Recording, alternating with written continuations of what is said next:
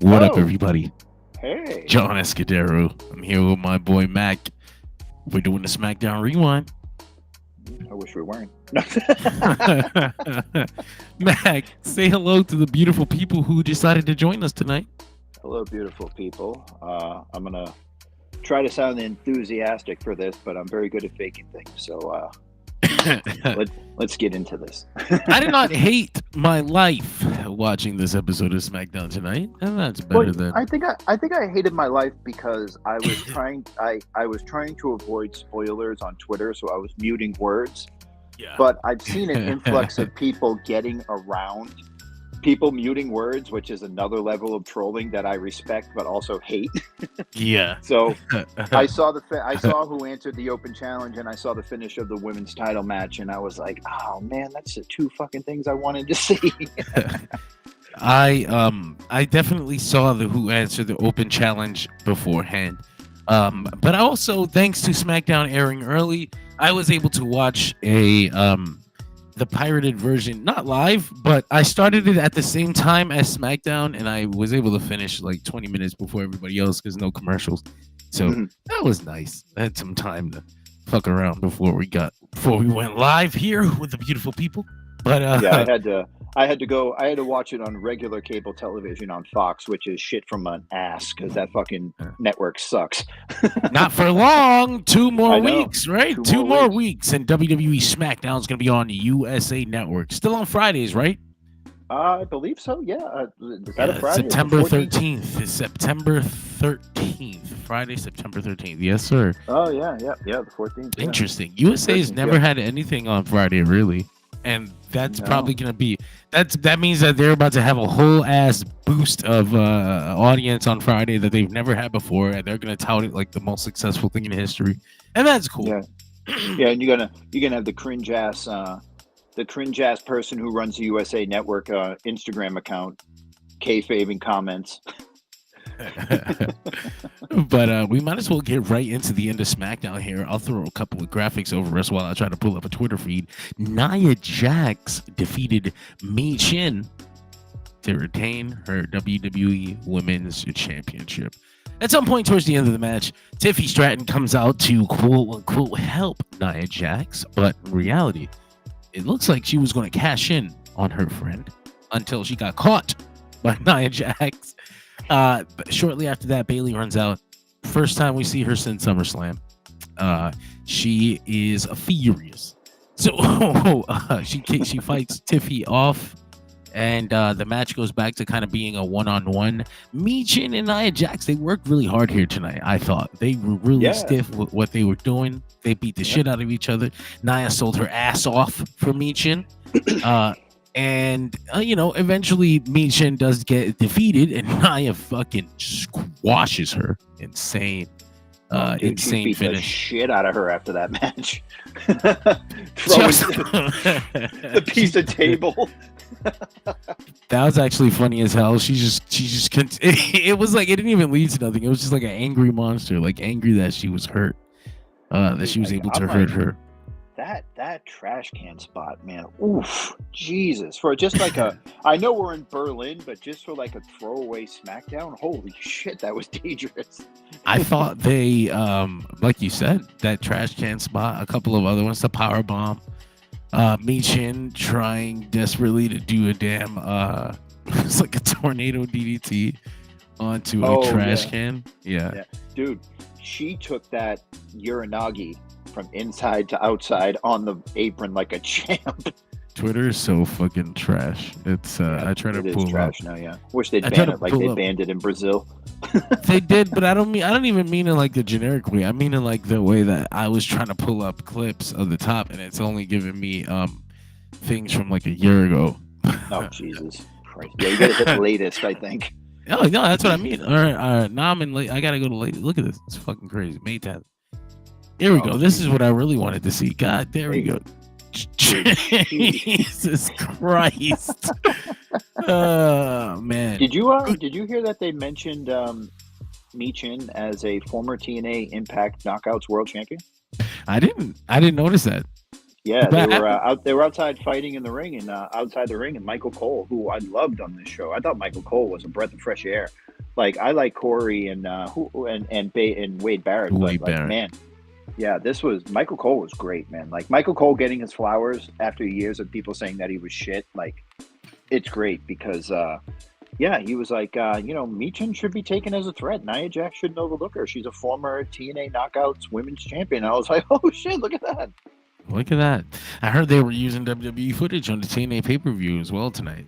Oh, Real really? stuff. Real partnership. Look at them. But yeah. So, Mac, did you have any more real thoughts on this main event? I just liked it, man. I thought it was really good. I mean, I like WWE hardcore matches. I mean, I'm a fan of Hello, Randy. Hello, Randy. I'm a fan of the old IWA Mid South and CZW death matches. So I'm kind of spoiled. But in terms of what you're going to get from WWE in a quote hardcore match, like this was pretty hardcore, especially for the ladies. Nia taking 200 cane shots. And Michin just looking like a badass. Even in victory, because Nia was getting her ass kicked. And then Bayley came out, and then she was just like, you know what, fuck this shit. And just started like a 2-minute tear where she was just beating Michin's ass. And then finally put her in the corner, So I'll ask you this, because now we have this fun question we can ask every show before and after the pay-per-view. This main event, it's like one of those spillover matches. Like the company claims they really like these short pay-per-view cards because they can put pay-per-view build matches on the Raw and SmackDown that bookend this pay-per-view. So Nia Jax and Michin's street fight essentially was what they would have had on pay-per-view. So should this have been on pay-per-view is going to be a fun question, because I guess you can ask that now, but essentially we'll watch the pay-per-view tomorrow and there will be a match that maybe is going to be garbage, and we'll be like, well, fuck, Nia Jax and Michin should have been on this spot. So I think you could make an argument that maybe they should have switched out the women's tag title match in this, but I think I would have wanted to throw myself out the window if that match was on this SmackDown, because I really liked this match. Like, I can't say enough good things about this match. I thought they worked hard. They bumped their asses off. Nia was bumping and feeding for Michin like fucking crazy. Like, Nia is so good. Like, ever since she's come back, she's really beat the I just injured people, washed allegations. She's just so fucking good, man. Like, she came back a different person. Absolutely. I was saying that earlier in her run, where I was like, God, they're building for something, and I really love this for her because she seems so much better now. And I'm glad that they noticed that and they went with it.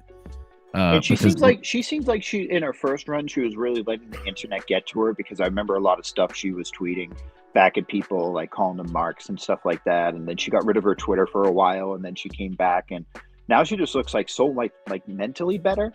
I don't know how to describe it. Just her aura is like just different from the last time. They weren't letting certain things develop. They weren't letting Nia develop. She could have used more time, on NXT. She could have used more time on a lower position on the card, doing things, having matches. I guess with the women, it's a little harder because they only have one championship, so I understand that. But if you look at other people in the company, particularly if you look at like a Roman Reigns or Pete Dunne, there were people that they kind of gave up on because they were too, or not gave up on. They gave up on Pete Dunne. He was too young. Then he spent a lot of time in his career fucked. Roman Reigns, they pushed him too hard, and then he spent a lot of time in his early career wearing pants that didn't fit. And so now the pants do fit, and So my thing about Nia, my big takeaway with Nia is that if you're trying to get somebody into wrestling who's not watching wrestling, and they look at the women's roster and they see all of these blonde 5'10", 130-pound women, and they go, and then they look at Nia Jax, somebody who's a little bit bigger, still athletic, still charismatic, but you go, oh yeah, that's the person that should be having that. That's the person that definitely should be champion. I mean, look at her compared to everybody else, Like my brother used to watch wrestling. My brother used to tell me, dude, the Big Show should win every fucking Royal Rumble. He's 7 foot. He's 500 pounds. He should never be losing a Royal Rumble. I don't care if 20 guys gang up on him. He should be doing the Andre spot every single time, like And I showed him a picture the other day. I was scrolling on Twitter, and he was like, "Oh, who's that?" And it was like a glamour photo of Nia with the belt, and I was like, "Oh, that's the women's champion." And my brother was like, "Oh yeah, that makes sense. Like, look at her. She should be champion." I love it. Yeah. So shit. I guess we'll whip it back up to the beginning of the show tonight. WWE Smackdown coming to us from Berlin, Germany. Opened up with LA Knight. Yeah. Dude, he's obligatory, so over. Yeah. I don't know. Over. I feel funny. I kind of laughed at the theme song a little bit because I was like, what was the point of this? Yeah, people have been saying that they like the theme song, but I feel it's like a little bit lesser. It has like less of an impact. Like there was more like synthesizers in the other song and stuff like that. And yeah, it was kind of corny, but like, man, that OG one hits like crack. This one kind of hits like a cigarette. You know what it is? I just wonder, like, what's the thought process? I wish I knew the thought process in like what, why. So I'm why gonna say did the we thought. add I'm gonna say the random thought pieces? process. Yeah. I'm gonna say the thought process is that the last one was maybe Def Rebel, and now this one, or not, what was the last one? CFO. I'm gonna say possibly. I'm going to say this one was CFO because he's had this one since NXT. And, I don't know if this one's Def Rebel. I was told that it wasn't. And then I was told by somebody who would know, who would really know because they're in the industry, that it was. So like, I don't know what to believe. But it just doesn't hit like the old one used to. Pop for LA Knight was insane. Comes out. And he calls out for his challenger. It is answered by Ludwig. Ludwig Kaiser. Matt, even bigger pop. Like an Adonis. Even bigger pop for him. They got right into it. We're right into LA Knight versus Ludwig Kaiser. LA Knight eventually, wrong graphic. Does get that win. Those are the only two pictures I had of them here tonight. So what I took away from this match was that LA Knight can switch from mega huge over biggest guy, second biggest guy in the company or in SmackDown, to like working more of a like a tweener like match, because the crowd started getting behind Ludwig Kaiser because of course that's his hometown, but and they were kind of booing LA Knight's offense a little bit, not a lot. I mean, I would say it was probably like 60-40, but the way that LA Knight can transition into not completely wrestling as a heel, but just kind of, playing to the crowd and playing to the atmosphere and just going with the flow and the, because I mean, you had to expect that if it's going to be Ludwig Kaiser coming out, that it was going to, they were going to automatically shift their feelings, I think that I think he played it pretty well. Like a confused baby face, like, oh no, what's going on? It came off great, and I'm sure that everybody in the building knew, not just in the building, but the people that work there, officials, LA Knight himself, they knew what kind of reaction Ludwig was going to get here. Especially, he's not even from the show. It's a crazy surprise. Nobody expects to see him at all. So, and you know what the funny thing about LA Knight is LA Knight's a guy that's never changed his character. He just started beating up heels. It's kind of like, I'm not making the comparison, so don't throw me off the stream. But it's kind of like the thing with Stone Cold Steve Austin when he started. Like, he never changed his attitude. He was a beer drinking ass kisser, and then the boss was like, "No, you can't be Stone Cold Steve Austin anymore." He's like, "Oh hell, son, I'm gonna do whatever the hell I want." And he started beating up the boss, but he never changed anything about himself. He came out with the necklace, chewing the gum, double knee braces, jacket, jean shorts. Never changed anything about himself. LA Knight, the same thing. He just started beating up bad guys. I agree. I'm kind of disappointed. I even used the damn latest tag and Twitter's still fucked up here. So, but yeah, dude, Mac. Just the memes of him going, yeah. I agree with pretty much everything you said here. And this was a pretty good showing for Ludwig Kaiser as well in front of his fans. I thought it was funny that he actually had the nerve to be like, and if I win, I'll rename this the European Championship. Yeah, bro. Don't tease me with that shit. They're not bringing back that belt ever. Don't tease that shit, okay? No, if they were going to do it, they should have done it with NXT UK. Just made the European Championship the NXT UK belt, okay? They're never doing it. And NXT Europe is dead, so that's never happening. So just get it out of your minds. that's why the European Championship never coming back. It's a bad memory for Triple H. Oh, yeah, when he won it with the... Well, no, it's a failure. They wanted NXT yeah. Europe. It won't be happening. Yeah. But yeah, shit. We'll move on from there. The next thing to take place was Apollo Crews and Baron Corbin taking on Los Garza. I was like, what the fuck? That doesn't seem grammatically correct. Yeah. Los Garza? That's it. Anyway. Okay. So I got something to say about this. Baron Corbin has no business having a song like that. Actually, it's way too good for Baron Corbin. Burn the sails? Is he like burn the ships? Is he associated with? Is he a pirate? Like, is he associated with like burning things? I don't know what it's supposed to mean, but I did want to say tonight a couple things. One, this crowd was crazy for Baron Corbin. They wanted Baron Corbin so bad, and he was cooking. I was like, he was doing lucha things. Look at Baron Corbin on here. He did a sick, like a cutter, like a suplex into a cutter. Oh yeah. That was, dude. I was like, holy shit, Baron! What the fuck is going on? Yeah. Yeah. He worked his ass off out there. Good for Baron Corbin. Wrong goddamn graphic. Why does that keep coming out? Oh, there it is. They did lose though to Los Garza. In a pretty good little TV match. Mac, do you have any real thoughts about that? Match. Yeah, it was. I thought it was good, man. I thought that I like when like crowds like the All In crowd did for Jeff Jarrett. You know, when they were teasing the strut and he kept getting interrupted, and they were teasing the strut again. You know, and they were chanting for him, Double J, Double J, and the crowd just going crazy for Baron Corbin tonight. Like, I mean, look. Baron Corbin is a product of his own design because he lost his Money in the Bank briefcase because he yelled at a concussion specialist backstage, and they were like, "Yeah, we're not putting the title on you for doing that." I actually didn't know that. Yeah, so what happened was, I guess a couple of days before he was going to cash in on Jinder and actually win, they had everybody in the locker room come meet with like a concussion specialist, and the concussion specialist was like saying things, and Baron Corbin was like, actually I've actually played football, and that's not what happens, and I've studied this. Oh my God. And the guy was like, no, I'm pretty sure this is what happened. And I think Baron started like yelling at him, and somebody had to like take Baron Corbin out of the room or something like that. And then they came up to him and they were like, yeah, you're going to lose your Money in the Bank briefcase in like 3 seconds to a guy who is like 0-100. That's actually insane. That's Jack Swagger levels of I fucked up my life.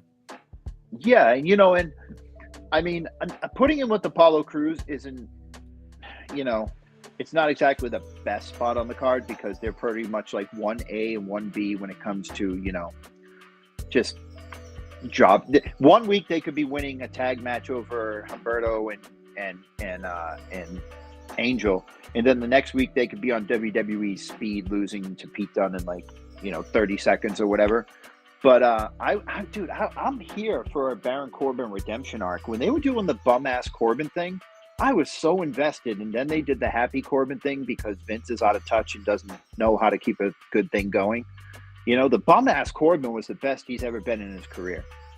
Probably since NXT when he was doing the undefeated run. But they got something, man. Like, you wanna kickstart Baron Corbin right now? Fucking do it, man. I'm here for it. He's a constant presence on TV, which is at least more than a lot of other people get right now. Dude, I think if LA Knight's going to continue to do these open challenges, I think that LA Knight and Baron Corbin could cook. I don't know if they it's kind of weird. Like, I think I've said this before, but it's kind of weird seeing Baron Corbin in this spot when Vince was so heavy on him for so long, even when it wasn't working. Yeah, but you also got to think that Triple H was also running NXT Black and Gold back in the day, and he went on an undefeated streak. No one had kicked out of the end of days. He won the what was it? Was it him and Rhino that won the Dusty Classic? Yeah, Yep. you know. So he had like a major push in NXT behind Triple H, but I don't know, man. Something must have happened because H is running the main show now, and he's just in mid card purgatory right now. Well, he's also. I would say they haven't given up on him because he's at least on TV and they're at least positioning him as a guy who could do some damage, like, you know, Austin Theory in a segment later on, having to play like, oh my God, he could have kicked my ass. Yeah. No, dude, like I said, I'm not a Baron Corbin hater. Oh shit. JBL's on TNA right now. Oh shit. That's fucking crazy. I get that up on the page if you can, Jesus. That's nuts. He'd been doing the rounds lately. Yeah, he was in GCW. He's in AAA with Dolph Ziggler. I guess that's what he's, or excuse me, Nick Nemeth. Nick. It says I imagine that's what he's doing now. What is he doing down there? He's just staring at the ring right now, looking at Nick Nemeth. I think Nemeth just defended his title. Oh, he wants to have the match? That's insane. Let me see what he's doing. No, he's just staring at him. I don't know. It was only a 19-second clip. I didn't see the whole thing, but yeah. Also, Blair Davenport was with Riley Osborne when they went into the building today. I mean, I know they're married, but there's a potential that Blair Davenport could appear on TNA, which would be pretty cool. Very cool. Yeah. Jesus says, Los Garza finally got a win. Feel like it's been ages. It has. Yeah. I forgot they had a tag team name. Dude, seriously, just keep trotting Elektra Lopez out there, please. I want to see her in every segment, please. Yeah, she is beautiful. But here's the thing. I kind of had a feeling that Baron Corbin and Apollo Crews were going to lose tonight after Santos Escobar lost his chance last week, because you completely bury that whole entire team if they lose tonight. That's pretty. I mean, they seem to be building towards a split between Santos and at least Angel Garza. I don't know what we're doing there, but I think giving them the win and having Santos lose gives them like, look at you. What the fuck are you doing for us? Yeah. No, I get that. That's what I think we're doing here. But yeah, biggest thing to come out of this match is Baron Corbin not sucking. Was this match a big advertisement for what was it? The Iron Claw? What were they advertising? What, this match? Yeah. No, I didn't see that. I was just, Oh, I see his giant. It is the Iron Claw. Okay. Iron Claw, okay. Hilariously, I forgot that JBL used to be Baron Corbin's thing for like 3 seconds. Oh, yeah, he was. Yeah, they got into the limo together, yeah. So we followed that up with a promo from the Bloodline. But mostly just fucking Solo Sikoa. Solo says that he doesn't care who wins between Kevin Owens and Cody Rhodes. He is going to be the WWE champion. Oh, dude, are they gonna fucking do this again? I hope it's just like a SmackDown, the first SmackDown on USA. Nah, dude, they're gonna do this at fucking Bad Blood. I know they are. I just know. No way, they're not. They've got. Oh, you fucking killing me. they've got Orton right there. They've got Kevin Owens rematch. Like, I'd rather see a rematch. That's how crazy it is. Dude, this JBL motherfucker walked all the way down to the ring, got in the ring, stared down Nick Nemeth. They were like maybe like 2 feet from each other. Yeah. JBL whispered something to him and then left the ring. That's what happened. Let me pull this up. Sorry, SmackDown friends. Let me see. Whispered something. He went like this. He went like this to Nick Nemeth, put his hand up, whispered something like this in his ear, and then just walked away. We're looking at it now. Yeah. Yeah, I'm on the same page as you. Yeah. That's crazy. Okay. Well, shit. Anyway, getting back to SmackDown. But I guess Nick Nemeth defeated Josh Alexander in the title match, so there you go. That's very cool for them. Yeah. That's very cool for them, though. TNA they could use something like that. It's like, it might not have made as big an impact on an AEW show or something like that as it did for TNA, as it did for GCW. You Yeah. know, so Yeah. I like to see what else JBL is gonna do here. Like, is he leading to having a match with someone out there? Like, what is he doing these dates for? You know, I think JBL just showing up and maybe hitting a clothesline on Hell from somebody like he did on Yeah. Envy in that ladder Yeah. match with Mance Warner at GCW. I think that's just the draw. Like, is anybody really like? I mean, not to say that there aren't people out there, but is anybody really pining for another full JBL match, or are they I just definitely pining am for not. him to get in there and just turn around and absolutely fucking send a corpse to a grave with a clothesline? I'm allergic to legend matches unless they're like they're still able to wrestle. Like, I'll still ask for a Bryan match forever after he leaves, you know. But Yeah. But dude, but getting back to SmackDown, Corbin was cooking, doing lucha things, clothesline off the top rope. Like, dude, put some. yeah. Give this man something, please. But we did the Bloodline promo, so we had to follow that with Kevin Owens and Cody Rhodes. Okay, Kevin this was fucking weird. I think I know what they were going for, but I feel like they botched it. And so the Twitter is so fucked. I hate this. Help! August 16th, November 23rd, 2019, February 9th. SmackDown just happened. Why would Kevin Owens clips from tonight not be on top? No, there it is. So Kevin Owens comes out and Cody follows up. Kevin reveals that Cody hurt his knee during this tour. Yeah. But he says it's been 8 years since he first won a world championship in WWE. Last time he won a title, people said it was only because of Triple H. So it tainted it. I mean, it was only because Triple H that he won the world title. So Kevin Owens says, what's going to happen when he pins Cody Rhodes on a bad leg? Cody says, you're crazy. What are you talking about? Kevin is like, bro, you didn't even get on your knee during the entrance. Cody says, that was Kevin. A good callback. I was like, oh shit. And the crowd too, they were like, oh, like, oh shit, nobody realized.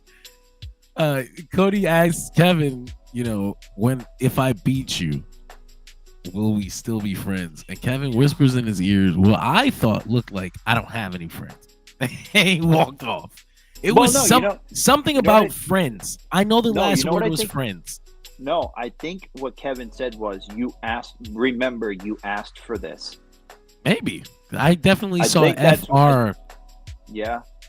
But maybe for this, FR for this. Yeah, that's what I'm saying. It definitely that makes sense too.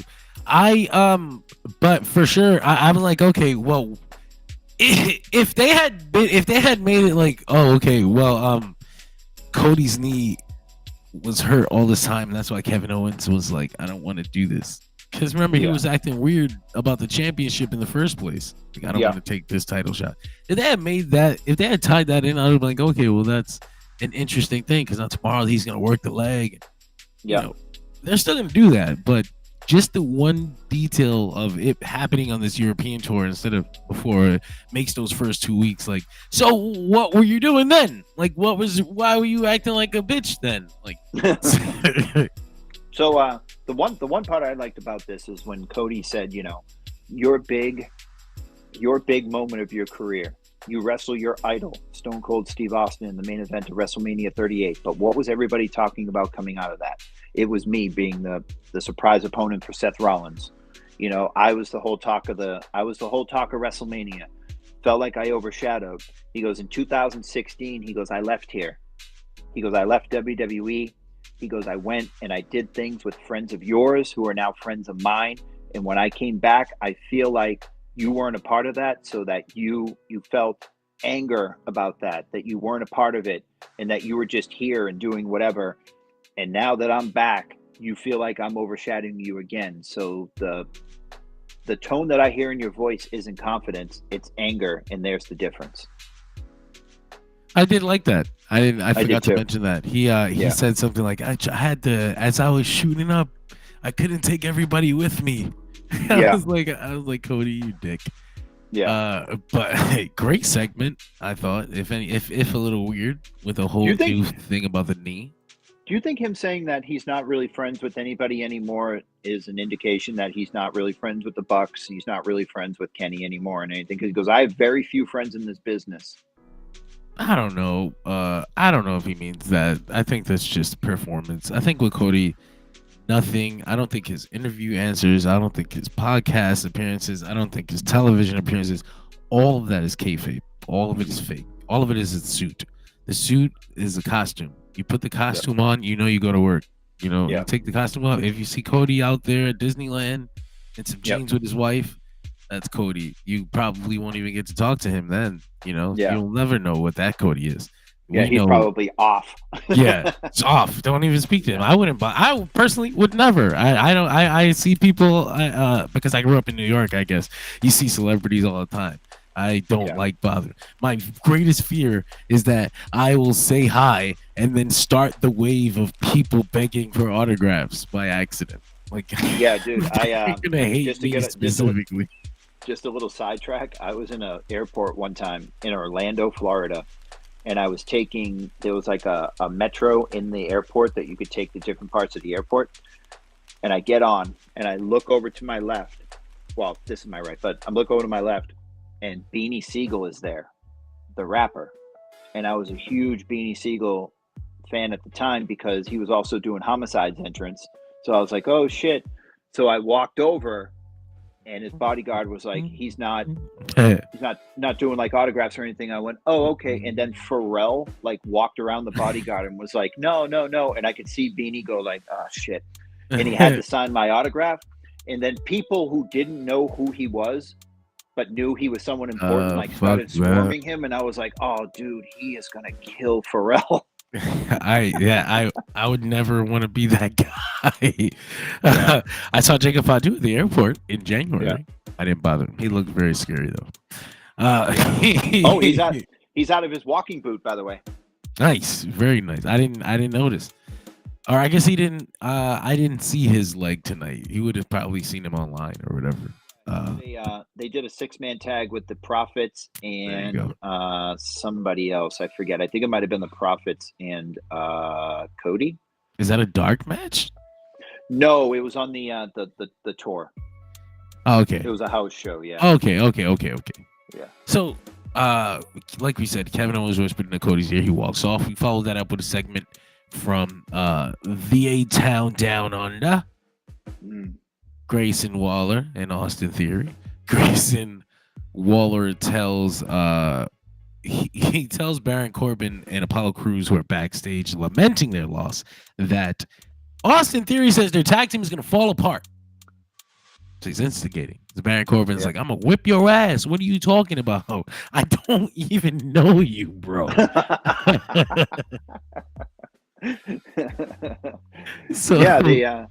But dude, you know what's funny about this is that like I know it probably wasn't genuine, but I legitimately bought into Grayson Waller's like apology. I thought it was really heartfelt. You fucker, he would have got you too. I know. He was like, listen, man. He's like, all my friends and family are back in Australia. He's like, I'm sorry, you're my only family that I have. He's like, I legitimately apologize. I'm very sorry. And he was like, we cool? He's like, yeah, all right, we're cool. I can believe that. I believe that he doesn't want to lose Austin Theory because maybe he doesn't have any friends or family here, but he's also a dickhead. Yeah. So, yeah, he is. Yeah. But it might be enough to get people behind Austin Theory if Grayson Waller can. That's a big responsibility to put on him, I think. Have to get Austin Theory over as a babyface. So I think that Austin Theory attacking Waller doesn't do as much as Waller attacking Austin Theory. Yeah. I think Austin Theory getting turned on by Waller when Austin Theory was the one taking all of his shit and people like, oh, dude, you fucked with him for like 6 months and now you're turning on him, you piece of shit. Yeah. You didn't even let your buddy get comeuppance. Like, oh, you son of a bitch. But I think it does more if Grayson is the one that turns, because if Austin turns, it maybe buys him like 3 weeks. But if Grayson Waller turns, I think you can get a lot more out of it. No, Grayson Waller is definitely gonna be the one to attack Theory eventually. I just And think it's got to be big too. yeah, they've been Yeah. building it for so long that it Dude, they has were to happen building at a it the big week moment. after WrestleMania. Yeah, they were tag champions when they were establishing this idea that they don't like each other. But here's my thing: is that I don't know that it's. I don't believe that they're capable of doing it. I'm sorry. I don't believe that whatever Grayson Waller is eventually going to do to Austin Theory is enough to get the people behind Austin Theory fully. I think that they may be behind him for a little bit, but I don't know that. I don't know that the pants fit. I think I don't know that the pants fit yet. We'll see though. It's just a little segment.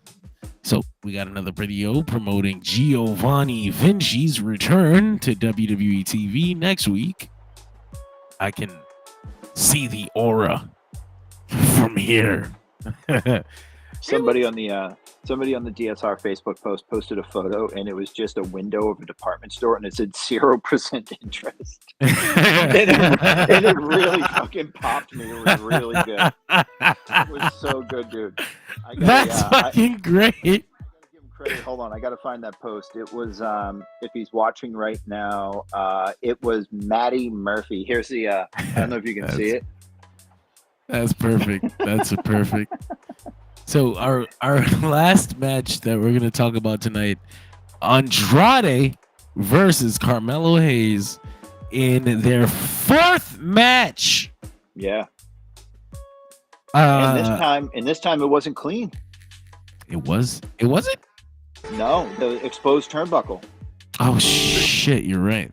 Yeah. But yeah, no, I thought this was great. I thought this was excellent. They had a lot of counters. They knew each other because it's the fourth match. Like everybody's mentioning, I think they are gonna go all 7.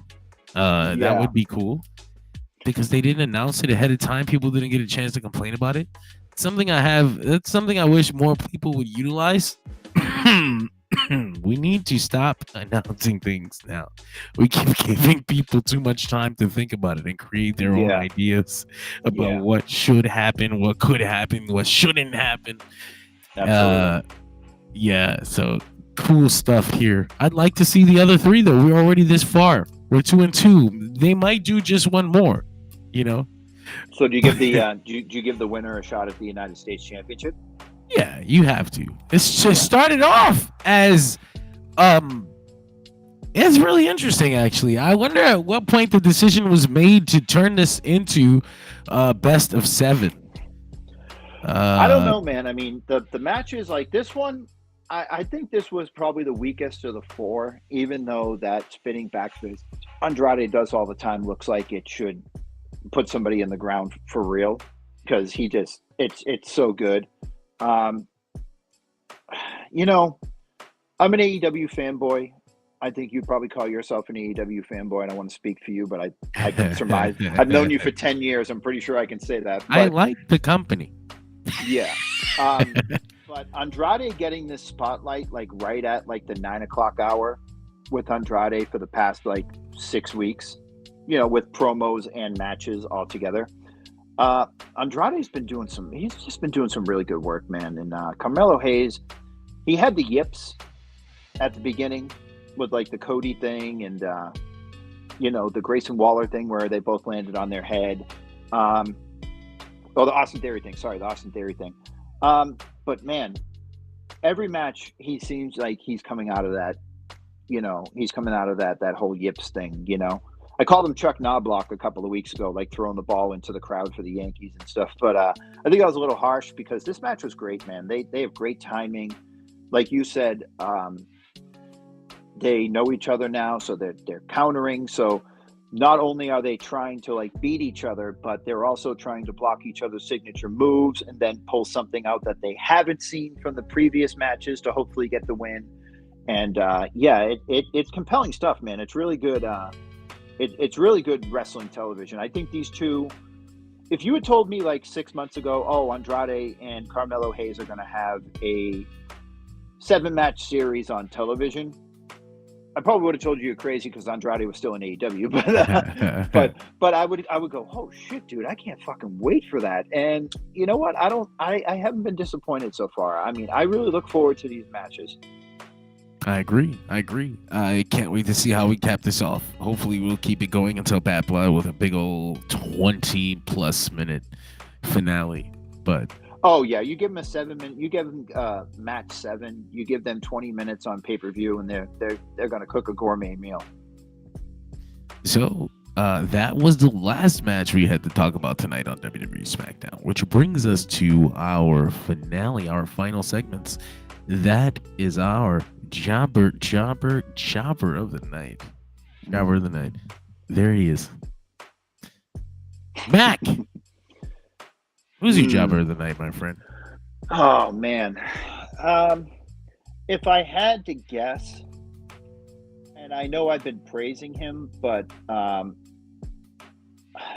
you know what? No, I'm not going to go with Corbin. You know who I'm going to go with? I'm going to go with Austin Theory for believing that weak ass apology. Even though I said I was tricked, but you made me think better in hindsight about it. But yeah, because Austin Theory is going to get his ass turned on. Everybody's been trying to talk sense into him. I remember Gargano almost did it right before their title match, you know. And Kevin Owens has been trying to do it, and Nick Aldis has been trying to do it, and he's just going to get what's coming to him. You know, it's been 6 months in the making, and yeah, he's going to get his shit pushed in. So I understand. Who do you got as your jobber? My jobber is going to be Solo Sikoa. Oh no! Gosh, because you know, you cut this promo to kind of set up what's going to be happening after the pay-per-view, and it just deflated me. Like, oh, this is what we're going back to. Oh yeah. Like, okay. So I was like, okay, Solo, you deflated me tonight. Jobber of the night. Solo, you've been deflating me since you beat John Cena in Saudi Arabia. So we got our megastar of the night. Yeah, Mac. Who's your megastar? I'm going Nia Jax. She looked like a fucking $1 million tonight, man. She looks so good. She, like I said earlier, I don't want to repeat myself, but for people who are just turning in, she looks like a completely different person. She feels like a completely different wrestler. She bumps now. She's not just the girl that goes in there and just shoulder blocks you and beats the shit out of you. She's back to the I don't know if you remember the Nia Jax and Bayley match that they had for the NXT Women's Championship in NXT in like 2000. Yeah, that was like, that was like her best match for years, dude. Nia has been having those matches consistently since she's come back. Every Queen of the Ring match that she had was great. The one with Lia Valkyria, that was great. The Bayley match at SummerSlam was great. This one was great. And whoever she has next, and the storyline's great too. Not only is she putting on some kick-ass matches and doing it looking like a megastar, but she's also got the Tiffy thing too, where that just adds another like dynamic to the whole like situation. I think the main event women's scene right now with Nia Jax and Tiffy is just it's hitting on all. It's just cooking with gas, and I'm really, and I don't think I would have said this 3-4 years ago, but I'm really enjoying Nia Jax. She might be my favorite women's wrestler out of everybody in any company right now. Nice. That's high praise. Yeah, definitely.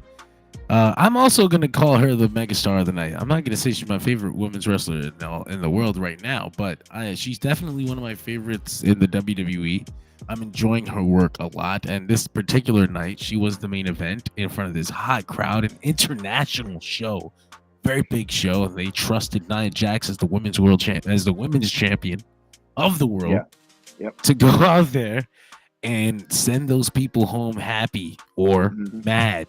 You know, she did it, and great shit. I always thought she had the potential. As a matter of fact, when she was hurting people, I thought that was just a sign of the potential. But definitely. Yeah, I'm not gonna say that I enjoy watching a Nia Jax match maybe more than I enjoy, watching, some Stardom matches, like a Julia match or No, but she's whatever. got her own niche. She's her own Yeah, dude. kind of wrestler. Yeah, yeah. I mean, I would rather watch like a Julia match or any Stardom match, Mayu Iwatani, any match like that. But if someone said, "Hey, Nia Jax and Michin had a 13-minute hardcore match at the end of SmackDown," I'd be like, "Oh shit, show me that." Yeah, hell yeah. Yeah. So, man, I really enjoyed this tonight, Mac. We never get to go one-on-one, not always. So this is really cool. Man. Just to let the people know that I finished the 1999 Spring Stampede. Sorry. Finished watching it, got all my notes. And me and Nick are probably going to do that podcast pretty soon. They're going to break down. They just decided to sit down together and break down the 1999 Starrcade event. No, Spring Stampede. Oh, Spring Stampede. Excuse me, I said Starrcade. Yeah. 1999 Spring Stampede. They're just going to get together and talk shit about Spring Stampede. That sounds like a damn good time. Dude, it's not really a lot of shit to talk. It's actually like one of the last WCW shows that was like really good before like Vince Russo came in and just Vince Russo'd up everything. So yeah, literally, because he comes in January 2000. They reboot everything. Dude, I'm telling you, I want to show the people right now. I showed Jonathan earlier. I have about 40 pages of notes, so it's going to be a long one. Fun, very fun. Yeah. But beyond that and Nick's upcoming adventure, beyond what we did here tonight, join us tomorrow. Immediately after, not us, I'll be here. Mac will be at work. Yeah. Join us at Dirt Sheet Radio. Immediately after WWE Bash at Berlin, where we'll do your Bash at Berlin post-show rewind, and we'll talk about the pay-per-view. And then Sunday, join us immediately after NXT No Mercy! Our boys, the NXT crew, will be breaking that show down as well. But it doesn't just end there. It's not over on Sunday. The cycle just continues. It starts over on Monday. The Monday Night Raw post-show rewind. Tuesday, we're on after NXT. Wednesday, we're on after Dynamite. Thursday, we're on after Impact. Friday, just like tonight, we're on after SmackDown. Again, just back. The circle fucking goes.